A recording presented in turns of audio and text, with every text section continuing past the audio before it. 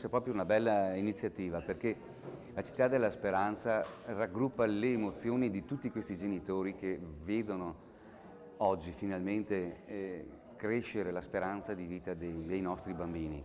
La Città della Speranza è nata per dare un reparto, per dare un centro di ricerca, per poi svuotarli, perché noi vogliamo vedere i nostri bambini sani, tornare a correre, e quindi iniziative come Emozioni in Corsa sono iniziative che ci permettono di raccogliere fondi, aumentare la sensibilità delle persone verso questo tipo di iniziative benefiche ma reali. Emozioni in Corsa nasce come un secondo appuntamento rispetto alla festa aziendale Giallo Center di settembre Emozioni, dove vengono raccolti tramite i nostri clienti e fornitori alcuni fondi che vanno donati interamente alla Fondazione Città della Speranza.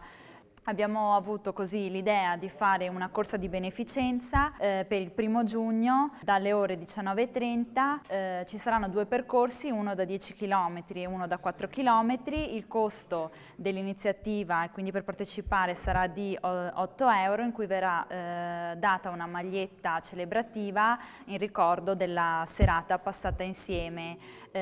Tutto il ricavato verrà anche in questo caso donato alla Fondazione Città della Speranza, con cui verranno acquistati dei macchinari per la ricerca.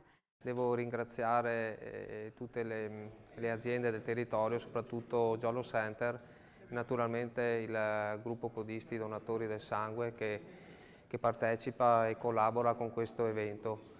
Subito come amministrazione, quindi come assessore allo sport, ho aderito e do massima partecipazione a questo evento perché va ad aiutare, insomma, la Città della Speranza. Invito tutti i cittadini a partecipare in massa per questo scopo di beneficenza, quindi vi aspetto il 1° giugno ad Emozioni in Corsa.